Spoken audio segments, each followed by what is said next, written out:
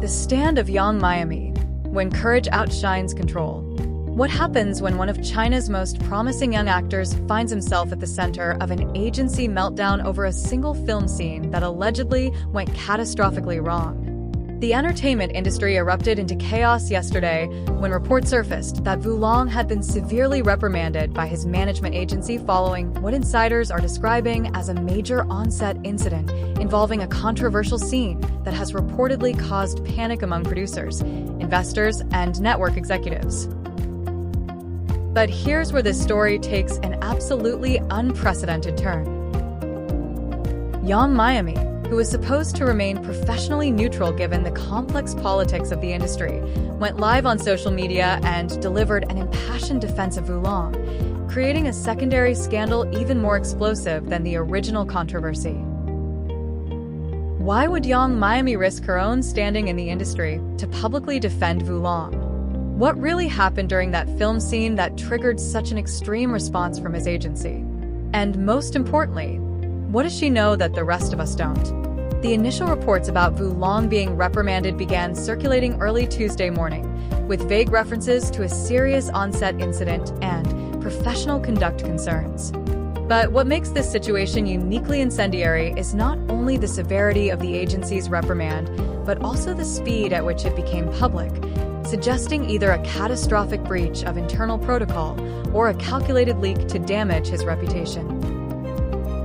Within hours, entertainment journalists were reporting that YuLong's agency had called an emergency meeting with senior management furious about something that happened during filming. Words like unprecedented, career-threatening, and irreparable damage echoed through insider circles, a sign that this was far more than creative disagreement. Then came the bombshell. Roughly 6 hours after the first reports, Miami went live on her personal account and, within the first 30 seconds, declared, "I need to say something because what's happening to YuLong right now is completely unjust and people need to know the truth." Her voice shook, a blend of anger, conviction, and heartbreak, as if she had carried this weight for days. What followed was a 20-minute, emotionally charged defense of YuLong, dismantling the narrative that portrayed him as reckless and unprofessional. She argued that YuLong had followed the director's instructions precisely and that any deviation was part of a creative process approved during rehearsals. She accused the agency of turning internal disagreements into public punishment, not to seek justice, but to protect its authority. Her statement was explosive. Within minutes, hashtags related to both actors flooded Weibo, Douyin, and Bilibili. Social platforms lagged under the traffic surge. Clips from her live stream spread like wildfire. Some hailed her as brave, the voice of conscience in a silent industry. Others accused her of naivety, of dragging personal sentiment into corporate matters. But one truth was undeniable. She had changed the narrative. The question of what kind of relationship existed between Miami and YuLong quickly overtook the original controversy. Were they simply colleagues bound by respect, or something deeper? While the two had worked together before, no one had expected her to risk everything for him. Industry insiders, long familiar with her diplomatic restraint, were stunned. Her decision to confront YuLong's powerful agency publicly was seen as either reckless idealism or genuine integrity, perhaps both. For years, she had been the embodiment of composure, apolitical, polite, poised. But that night, the quiet actress from Sichuan became the industry's loudest voice of dissent. The agency, in turn, stayed silent. No statements, no clarifications, just a carefully maintained void. Silence that spoke volumes. Some analysts believed the agency feared escalation. Others thought they were scrambling internally, realizing that punishing YuLong now risked alienating the public. Behind closed doors, chaos brewed. The production at the center of the controversy reportedly halted filming, its set gripped by tension. Contracts were frozen. PR teams were locked in conference rooms, drafting non-responses. Investors demanded updates. No one knew who to trust or what version of events was real. Yet amidst this turmoil, one fact had crystallized. Young Miami's voice had cracked the facade of control that agencies held over their stars. Epilogue: the light after the fire. In the days that followed, the scandal refused to fade.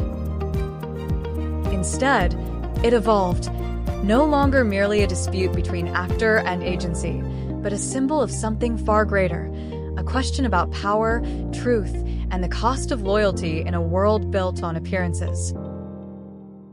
For YuLong, the silence was both shield and shackle. His name trended for 7 consecutive days.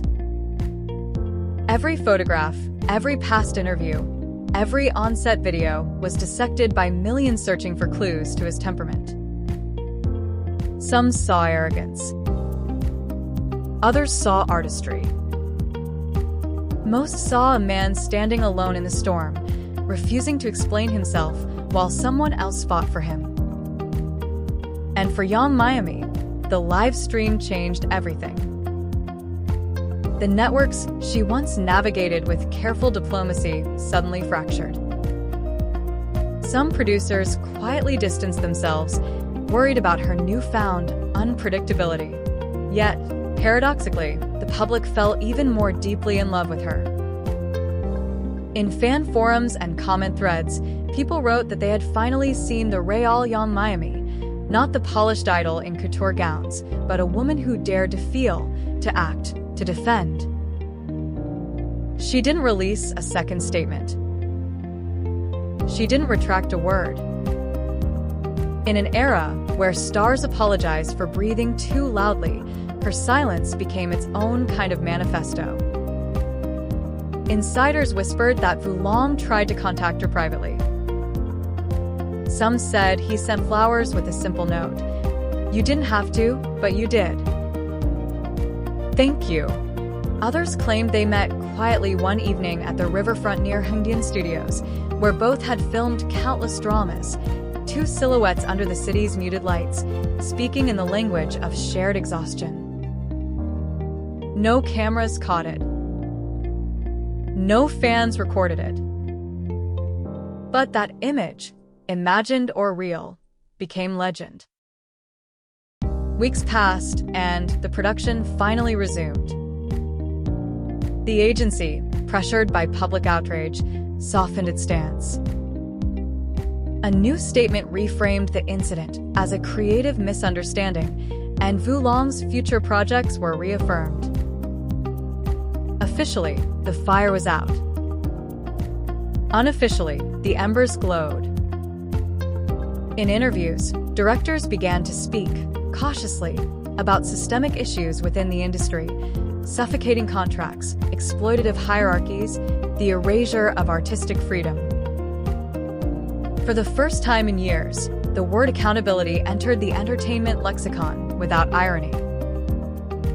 And at the center of it all, the name Young Miami symbolized not scandal but resistance. One veteran producer put it best. She reminded us that conscience still has a voice, even if it trembles.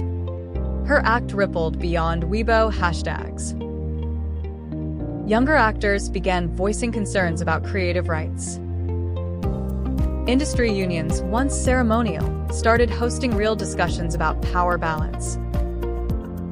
In quiet corners, assistants and stylists whispered her name with admiration, as if invoking protection from the system itself.